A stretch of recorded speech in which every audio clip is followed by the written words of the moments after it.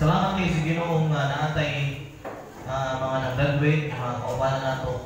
Dili di basta-basta mga people nato diri no kay nakita mga ubay-ubay ko na mga cum laude diri. Ako happy po mga cum laude sa una. Tapan na ako may itulog diri. Doon. Happy po matulog. So, once again, happy family Sunday sa ato ang tanan. O nalipay kay po na po nga nanapoy opportunity nga makashare sa punong sa Ginoo karong nga buntag.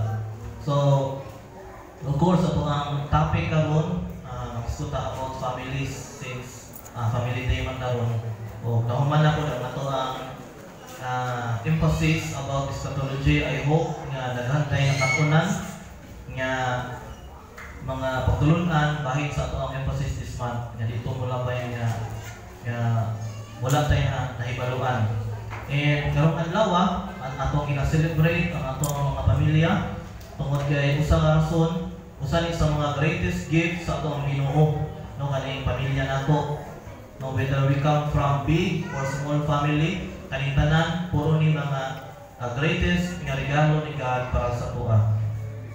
And to be honest, ang family is both a blessing o battle. No, ano man tungod kay blessing siya kay ang pamilya nato makatag mo ginato kalipay, di ba? Unya at the same time ang atong pagkinabuhi imong nga kanang magpamilya dili lang puro kalipay, na apay mga panahon nga naay mga pagsulay, naay mga kasakit, naay pagpingkil. That's part of life. No, naay battle at the same time blessing kung nakaingon ko. Pero kabalo ba mo nga God has a blueprint or plano para sa matapos sa kapamilya. Siya mo'y nag-design aning family o iyang desire na ang matag pamilya mahimong strong, mahimong healthy, and mahimong God-centered. Dili lang kanang emotionally strong but also spiritually grounded, rooted sa iyang pulong. Sadly, kung magtanaw ta sa mga communities nato ron, daghan yung mga pamilya ang nakuha tungod kay sa daghang mga rason. Naay away, naay pamilya nga nakuha tungod sa pride, materialism, naay lack of time, naay lack of prayer, labos tanan, naay lack of God. Muna ang pinaka-number one yun nga, kung imong subayon ng rason, naagyoy kanang kakulangon sa spirituhan ng gabahin ang mga pamilya tungod sa ang resulta ani na nangaguba sila tungod kay walay kanang Ginoo nga nagpasentro sila kinabuhi. But the good news this morning is natay paglaom no sa atong gibasa kay sa scripture reading in Deuteronomy chapter 6 verses 1 to 12. Nagahatag ni og kanang pamaagi how to build a strong family. Usa ka pamilya nga makatindog bisan og naay pagsulay o bagyo sa kinabuhi ng buabot. So ang title sa atong sermon this morning is A Strong Family.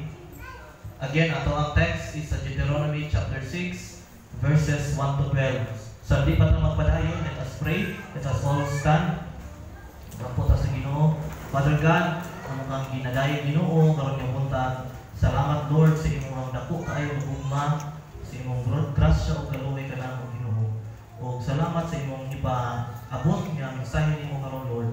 So maghatag ka namo og kaalam, kahibalo, open heart and mind nga makasabot o makadawat sa mga pulong karon. Ginoo, tana nga kaning mensahe na mahimong panalangin ka namo, makahatag ka namo gadasig, makahatag ka namo og dugang nga nakaalam kung saan pag-build og strong na family. And Father, all this Lord, we pray in the mighty name of Jesus Christ. Amen. Palihog sa paglingkod.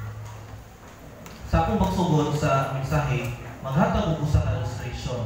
No naay usa ka tawo nga nagtukod og iyang balay nga nindot kaayo nga pagkakupod, nindot ang mga materyales nga gigamit, nindot ang pagkaplano, grabe ka strategic ang pagkabutang sa kani nga balay o sa kaadlaw na iniabot nga bagyo ang nahitabo ang gani nga balay wala gyud siya matarog, no, wala siya maguba, wala siya matumpa. Why? Because it is built on a right and strong foundation. So sa mga pamaagi, ang ato ang mga pamilya must be built intentionally using God's word as blueprint. May ato ang basihan, may ato ang pundasyon ani nga pamilya. Pero ang pagtukod og strong na family is dili sayon. Tama? Agree ba mo? Dili siya sayon tungod kay sukad pa sa una sa history na nagyoy kanang brokenness nga makita nato sa sunod sa paningalay. Isa gani ang first family ni Adam ug Eve, pero dili perfect lang family. No, si nabila ang ilang anak, si Cain, iyang gipatay ang iyang igsoon nga si Abel. Sa pamilya po ni Abraham ug ni Sarah, di ba, dili po perfect lang kami yun kay naa sila'y third party, di ba, si Hagar. O niya, samot na po sa pamilya ni David.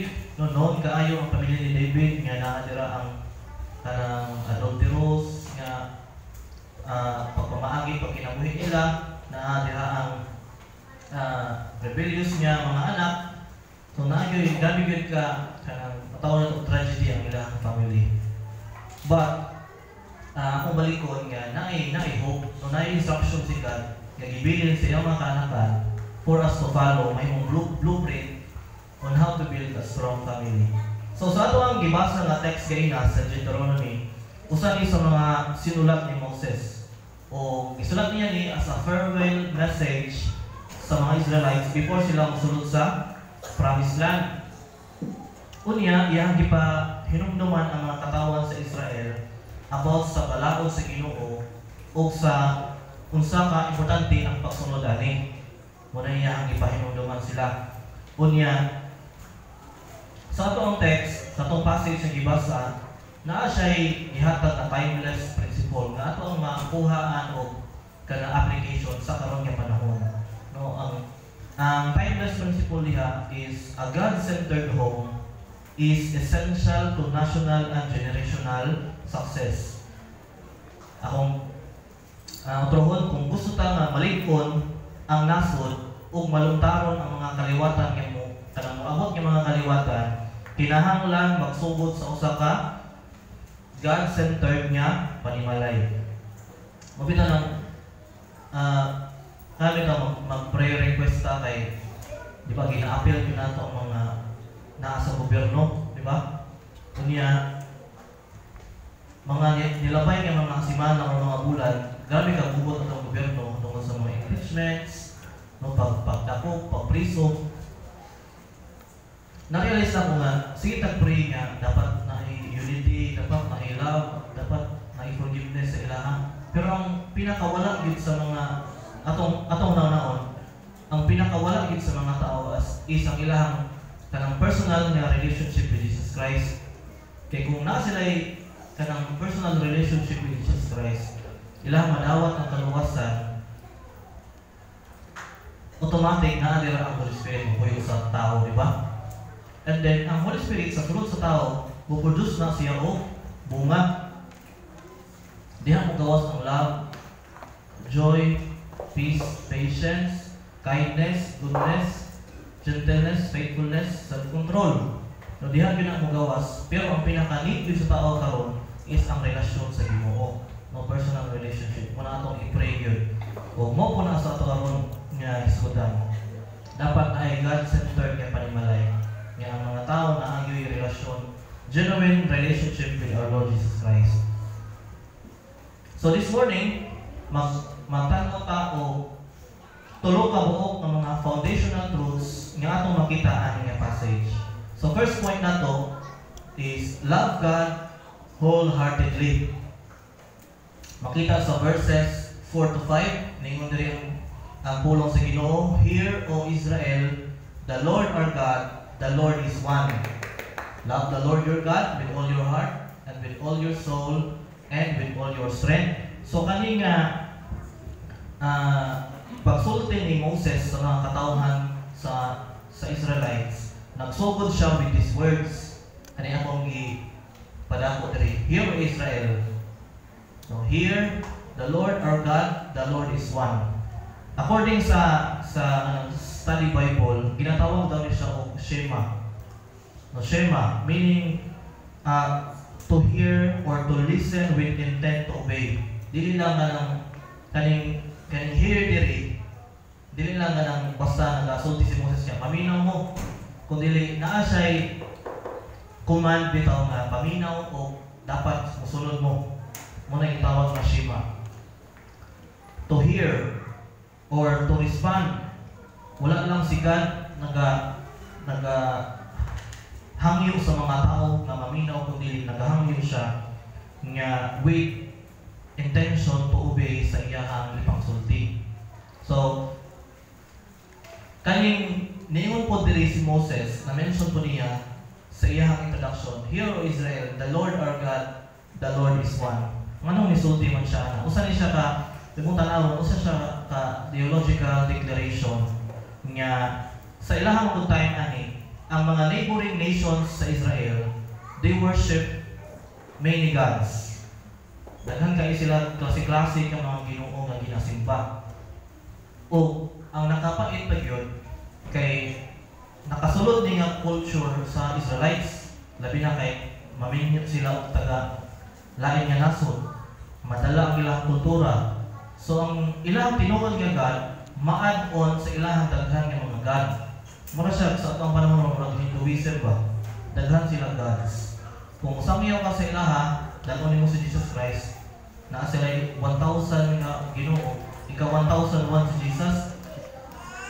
Dawato nila si Jesus, pero ilang i-add sa ilang mga gods. Nga na ang sitwasyon nila. And gusto ni God nga ilahang i-declare, i-confess nila that the Lord is one. Siya lang ang tinuod ni Ginoo. He alone is the true God, the living God, o He alone deserves total love and allegiance. And then sa verse 5, dimension po din ni Moses ang kaniyang pulong, to love the Lord your God with all your heart and with all your soul and with all your strength. So kaniyang nga command is giko po ni Jesus Christ sa New Testament, di ba? Sa Matthew chapter 22, verse 37, nung giko po ni Jesus Christ, the same way nga giko po ni Moses during sa time nila. And kaning heart, nagahisgot siya or nagapasabot siya ato ang thoughts, affections, or decisions. Tapos, ningon si Moses, to love the Lord with all your soul. No, ang representation na is ang ato ang inner being, ang ato ang identity, ang ato ang mga desires. Sunod, ningon po si Moses nga, love the Lord your God with all your strength. It represents physical power, resources, ang atong mga energy, influence, and even wealth, atong mga treasures, mga kwarta. Kung imong tanawon, nalangkog diri ang tibuok nga pagkatao sa usa ka tao. Bali sa sayon ni pagkasulti, love the Lord your God with all that you are. Kanang sa imong kinadawat tibukan nga pagkaikaw. Dili lang ni siya kanang casual or part-time nga love, but it is a wholehearted nga devotion ang ginapasabot ni Moses sa mga Israelites nga dapat i-touch dira ang every area sa imong life, sa imong thoughts, sa imong feelings, sa imong actions, and sa imong mga priorities. Nakuha na to, muna ang ginapasabot ni Moses ani, to love the Lord your God with all of yourself. O dili lang siya gusto nga part lang siya sa imong life, ang imong pag-love, part lang siya sa imong life, kundi He is the center of your life. Wholehearted devotion. Munang loving God with loving God wholeheartedly. And kung atong tanawon, ang strength di sa usa ka family, it begins with its spiritual center. No, ang mga pamilya man sa Israelites ang ipagsultihan ni Moses ani. No, ang ilahang ang mga nahibilin ng mga generation na nga nakaabot ato nga point. And gusto ni Moses nga magkaroon sila ng God-centered nga family, God-centered community. It's not about having a perfect family, but it is about having a God-centered heart. So, na ako'y i-share yung mga practical applications nga atong makuhaan o lesson ani nga passage. First is put God first every day. Kung sa may pasubot ani, it means let your kids and spouse, your wife, see that God is important. Dili lang on Sundays, but every day. Ipakita sa imuhang pamilya that God is important, dili lang every Sunday. Magsayo pa kay Sunday. Dapat magsimba ta sa Ginoo kay Sunday. Dili lang every Sunday, but every day. Makita sa family nga imong priority is si God. Sunod, start or end your day with a short prayer or Bible reading. No naa kay Bible reading, pag-start sa imong adlaw, unya pag-end po sa imong adlaw naa kay Bible reading. Bisa a few minutes lang can make a big difference. Lahi ra gyud kung nakaampo ka buntag o gabi. Ikaduha, na practical application sa ato pag-love God wholeheartedly is let God guide your decisions. Unsa man nimo ni pagbuhat, pray and ask God before making choices. Like about money, about your time, about your relationships. No, si God good mo mag-decide sa imong desisyon. Always yun sa mag-konsulta kang God sa tanan aspeto sa atong mga sa imong kinabuhi, sa tanan ng desisyon. And show your family that what God says matter more than anything else. Ang pulong din sa Ginoo nag-matter. Ang iyang words mo nag-matter more than anything. Dili ang words sa unsay trending, unsay popular. Dili na siya mo nag-matter. Ang decision magbase yun na sa unsay will ni Lord. Meaning, ginapakita nimo nga nagadepende mo kanunay sa Ginoo. So, ikatulo, make worship part of family life. Meaning, ang faith, dili lang makita sa church, kung dili makita po sa sulod sa panimalay.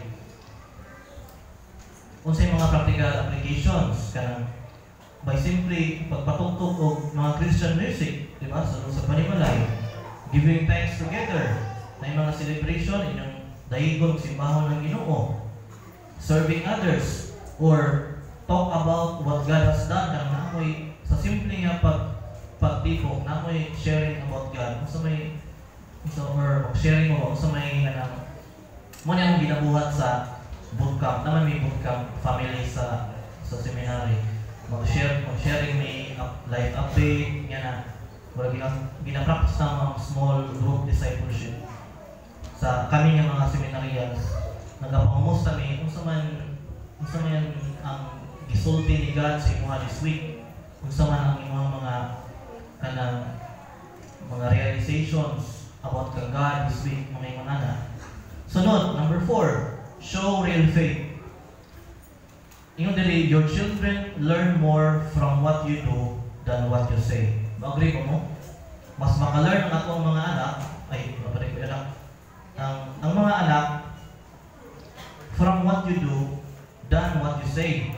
Meaning, imong i-allow nga makita sa mga bata ang love, ang pag-forgive, ang pag-handle problems, ang pagsalig sa Ginoo in everyday life. Kung makita niya ba ang kinaiya sa usa ka kanang follower ni Christ sa imong kinabuhi, no kay mo man ang ilahang basahon, ang ilahang makita na ikaw nga nagasimba sa Ginoo. No, imagine one morning ang imong anak nakakita sila sa imuha nga you are praying at the table, nagpasalamat sa pagkaon, nagapangayo og good health, nagpasalamat sa grasya, and then later makita sa anak na ang ilahang parents they are being kind to others, gina-apply nila ang ilahang natunan, ilang Bible study, kana nga anak, he will grow up not just nga nakabalo siya about God, but nakabalo siya about sa kanang tinuod bitaw nga tinuod nga meaning sa ilahang ipangtun-an. Akong point kay makita sa mga bata nga ang church dili siya kanang tradisyon lang ba nga nagasimba lang mo pag-abot sa balay kay di nakakita ang inyong pagkakristiyano. Ang mahita mo anak, mahimo lang ang tradisyon ang pagsunod sa church. Dili mahimo nga lifestyle nito. Nag-gets ba ko ninyo? Mahimo nga lifestyle ang pag-ato sa simbahan. Dili lang nga for kanang compulsory lang na mag-ato lang ka simbahan. Tungod kay basin o kanang sana kasabakan mo sa inyo ang mama o kasabakan mo sa inyo ang mga igsuon nga nasa simbahan. Ano nga na bitaw? Kanang napokus ra ba? Kay ako nga ang fokus sa una. Kasimba ko sa una. Kay dili ko gusto mabunalag sa akong mama. Simba na lang ko. Dapat yung ibalon. Simba na lang ko. Pero after worship, after Sunday school, maulit na ko. Kaya na ko mami ng bali. Nga na ba? Muna akong life sa una. Pero salamat sa Ginoo nga ibaboy ko sa Ginoo. So, ang mga anak, they do not need perfect parents. Okay, wala mang such thing as perfect parents. But they need real and faithful ones nga nahigugma sa Ginoo wholeheartedly. And ang challenge ani sa tuwa is kailangan nato ipakita sa Ginoo sa mga anak nato nga ang ato ang Ginoo ato ang higugma wholeheartedly ug mo na ilahang masunod. No, ilay madako kadako sila. Muna ang legacy mabili nato sa ilaha kay mo sila akong parents. Grabe biya din sila ka-active sa church. Yan grabe sila ka-devoted po sa Ginoo. No, dili devoted sa church, dili devoted sa Ginoo. So muna to ang first point. Second point nato is teach God's word diligently. Naa sa verses 6 to 7. Ningon ang pulong sa Ginoo. These commandments that I give you today are to be on your hearts. Yan ingon si Moses, impress them on your children, talk about them when you sit at home and when you walk along the road, when you lie down and when you get up. After commanding the people of Israel to love God wholeheartedly, nag-instruct na po si Moses to pass that love on sa ilang mga mabot ng generation. Specifically, by teaching these commandments. Nala siya mga instructions na impress them on your children. Kaning word nga impress, from the Hebrew word shanan, literally means to sharpen, like sharpening a blade. Kaya daw magbait ka o kutsilyo, sampung kutsilyo. Kung magbait ka, kaisa ra ba niyo mo ipaagi sa bayaran? Diba dili? Kailangan gid siya o kanang repetition. Tapos kung magbait ka, naadyo na pag-amping. Dapat consistent. Ingana po ang ginapasabot ni Moses sa iyang pagsulti nga, impress them on your children. Meaning, balik-balikon. Like sharpening a blade. Consistency na ay pag-care. So, ang pagtudlo is not just casual, but it is purposeful and consistent. It is intentional na pagtudlo. Kay kung ma-notice ninyo si Moses, ang iyang instruction, wala lang siya nag-limit sa kanang formal moments or formal settings. Iyang i-describe ang pagtudlo sa mga bata sa daily life. Diba, naingon siya, lying down, sitting at home, when you walk, lie down, and when you get up. No, daily life man na siya. Wala siya naingon nga, talk about them sa synagogue, or sa temple, or sa church. Daily life man siya, di ba? Sitting at home, walking along the road, lying down, and when you get up. Meaning, daily life, dili siya pagtudlo every Sunday school, every Sunday. So, ang tawag ani is relational discipleship in susulod sa panimalay, no, relational discipleship. Ang panimalay ay becomes the first and most important na classroom or Sunday school room na diha magsugod ang pagtudlo. Meaning, kanina instructions, it assumes that parents are the primary spiritual leaders. No, naingon siya, impress them on your children. Wala siya naingon niya, impress them on your congregation or impress them on your members, on your children. So it assumes nga ang teacher ani is ang mga parents. No, sila ang first and primary spiritual leaders sa mga anak. Dili sa church, dili sa school, dili sa community. So ang pulong sa Ginoo must first be in the hearts of the parents before mapass on siya sa mga anak. No, so mga parents, kailangan kita tuon sa pulong sa Ginoo. Kay unsa may atong itudlo, ang instruction ni Moses, kamo ang magtudlo sa inyong mga anak. Nakuha na to. Kamu dapat ang dili isali sa pastor. Pwede man tawag sa pero dapat kamo jud ang primary nga teacher. Okay, what if mo wala na si pastor, walay panibahon? What if example lang ha, what if pagka wala po quarantine may ana ba? No, unsa may itudlo nato? Kita na lang. Or ato taglaing dapit, di ba? Dapat kita yun mismo parents. Ang pulong sa Ginoo must be now in our heart first. Mo man ang design ni God sa family. Nga muna ang sila ang spiritual leaders. So ang strong families are built on strong convictions. Kani nga mga convictions comes from knowing God and applying God's word. Muna ang tinuod nga conviction kanang from the word of God and applying God's word. Kay sa karon nga panahon ng God, natay ginatawag na information overload. Nganuman, tungod kay dali na kayo nato para sa ato ang pag-access sa mga information, di ba? Kay natay mga cellphones, natay mga tablet, natay mga laptops. No one click lang, daghan na kita mabalaan about sa gusto nato nga mahibalaan nga mga informations. So, ang mga anak karon daghan sila ka ng mahibaluan about unsay trending, unsay mga uso nga mga games, kinsang sikat nga mga celebrities, dan compared sa ilang nahibaluan about sa scripture.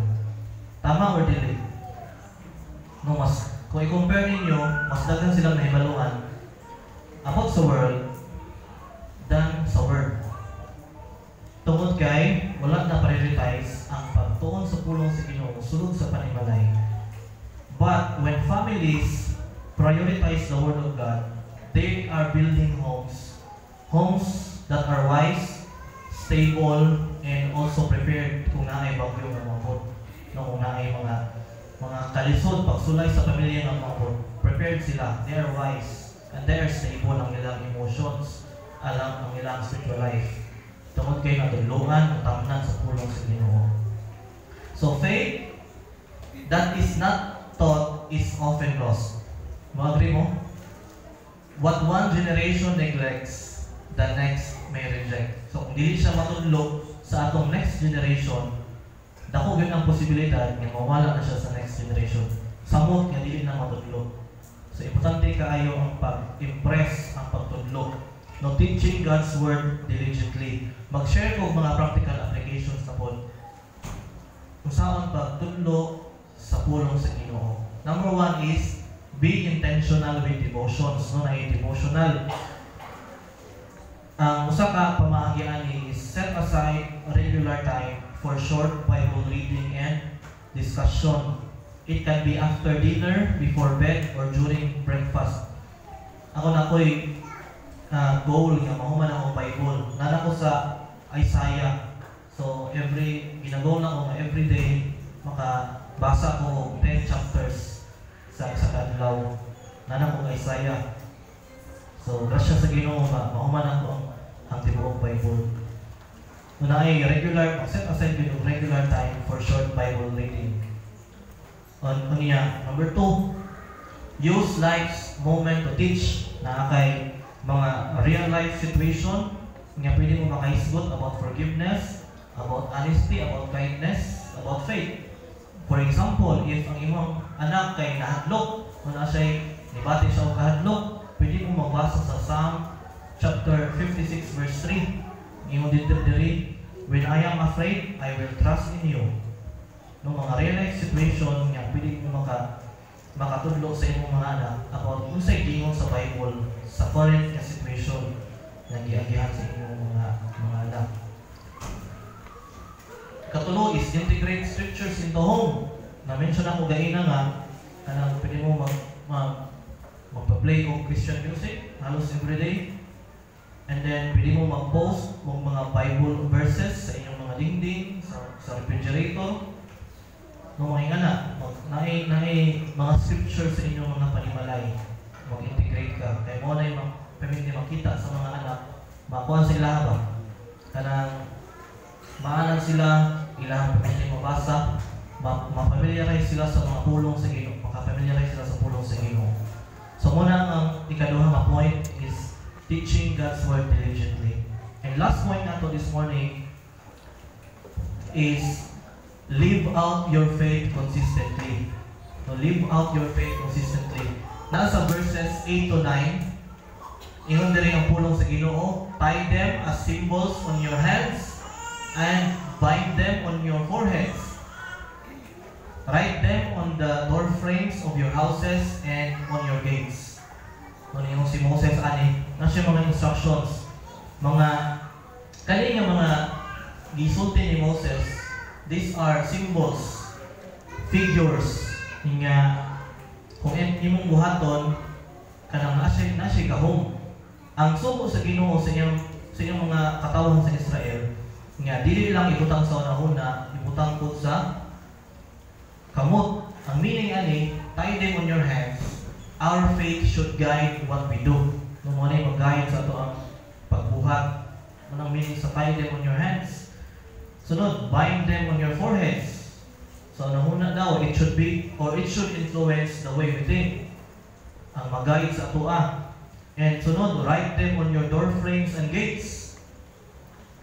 Meaning, our homes and communities should reflect our walk with God. No, mga symbols lang siya nga ang point sa Ginoo, mag-guide siya sa atong pagbuhat, mo siya maka-influence sa atong pagmulahuna.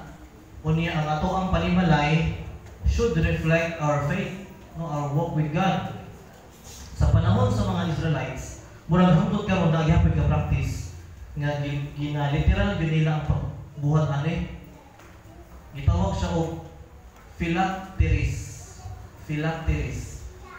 Hangtod karon naa pa ni siya nga nagapractice mga Orthodox Jews nga mga leather boxes na siya nga naay portion sa scriptures kasagaran sa Torah ginasulat sa kaning mga boxes ilahang gihikot sa ilang agtang naakot sa ilang kasagaran sa left arm na nilang ginabutang ginahikot nila. So dili ko siya everyday na ay mga higayon nga ilahang ginasuot ni siya gila literal yun nila pa sabot ang katong giningon ni Moses sa Deuteronomy. Pero ang point ni God is faith must be visible and lived out daily. So, living out our faith consistently.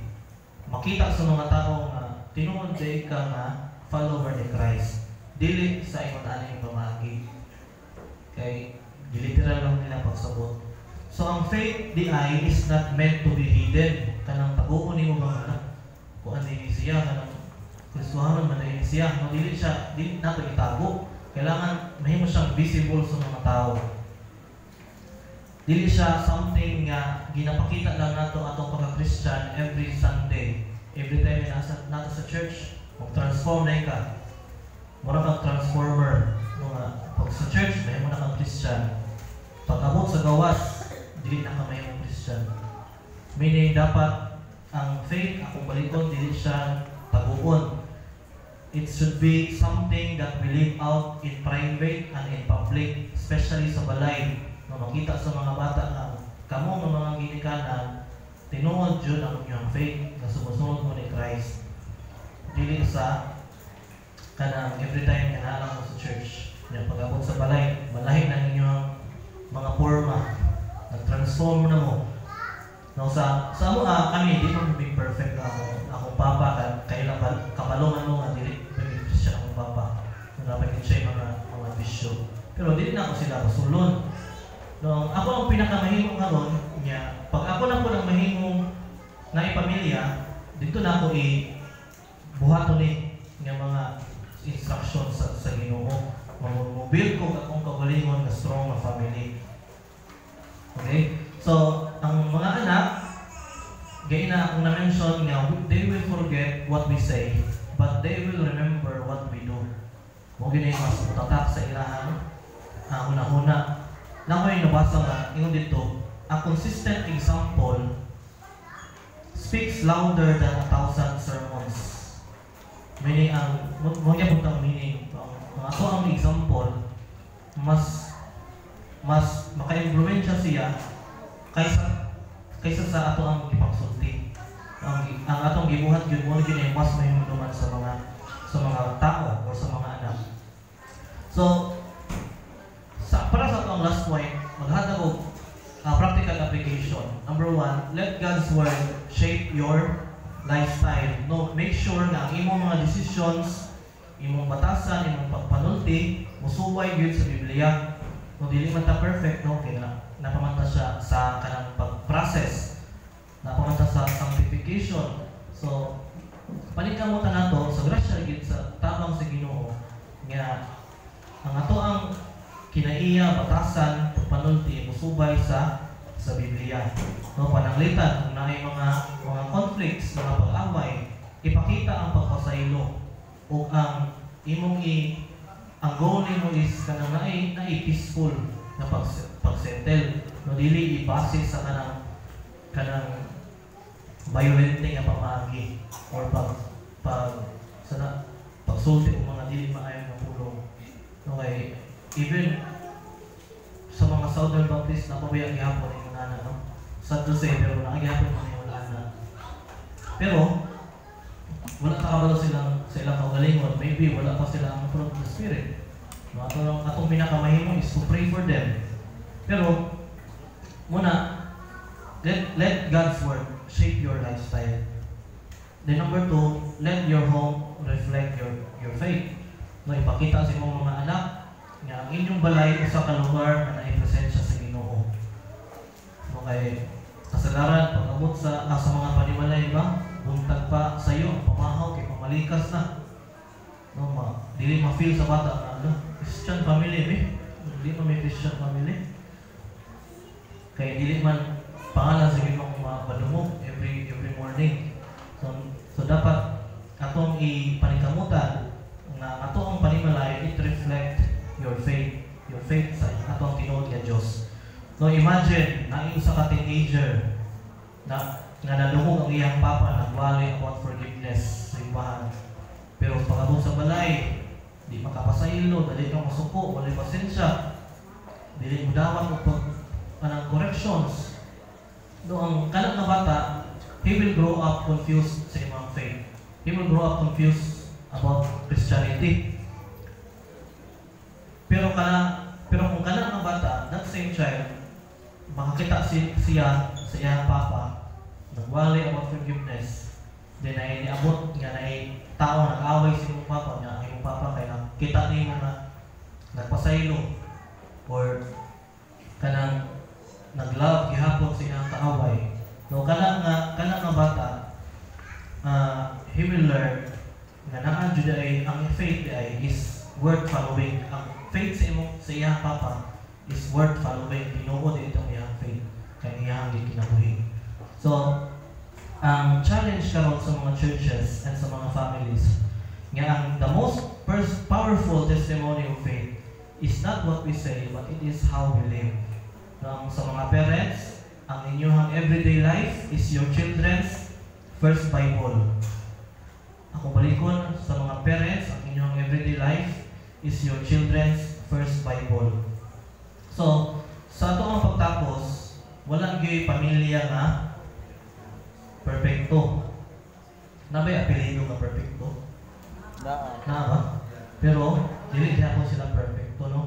Ilang life. Balaan perfecto. Naibalaan po ni pamilya. Grabe, no? Pero dili gyapon sila perfecto. No? Pero bisan og dili wala pamilya nga perfecto, every family has the opportunity to grow strong kung si God ang mahimong center ana nga pamilya.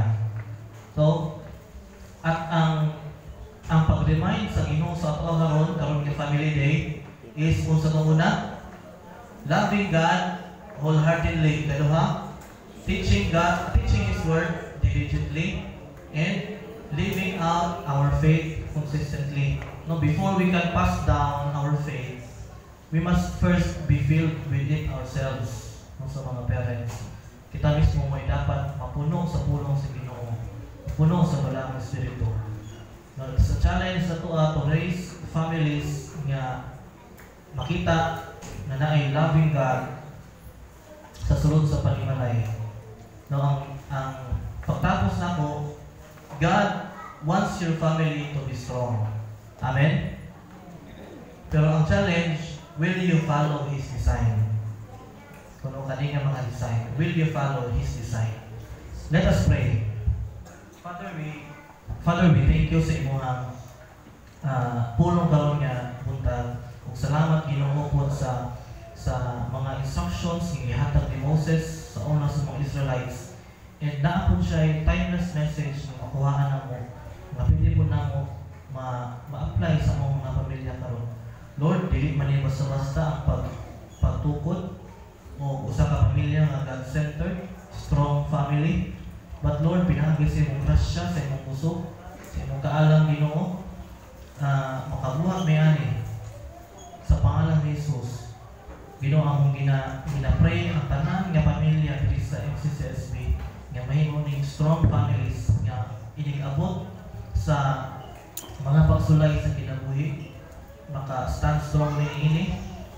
We will still worship you, Lord, bisan kung naay mga dagkong problema nga mga abot sa mga. Father, tabangin mi Ginoo nga ang matapos sa kanamo mahimo pud bing panalangin sa matapos sa mga matapos sa pamilya. Nga mahimo ning inspiration sa uban sa mga silingan namo ang mga pamilya Ginoo. Dili mahimo babag kapandulan. Lord, magbuhat lang namo ni pinaagi sa imong tabang sa imong grasya. Lord, sa among pag-celebrate karon sa Family Day, ikaw ang pasinunggan Ginoo, ikaw po lang ang pasalamatan tungkol sa imong kaayo sa mga kinabuhi. Father, pray ka ang kauban sa among pag-celebrate ko niya, among Lens Fellowship mo niya sa Peruno. Nga namin makita ang loving family, ang pamilya sa Ginoo, na mo imong i-design. And tabangin ni Ginoo nga mag-mature mo in faith, o tabangin po ni nga maka-influence niya sa mga next nga mga generation na mo Ginoo. Tungod kay mauni ang imong i-design o imong i-design. Lord, ang tanan nga mga pasalamat, mga pasinungo,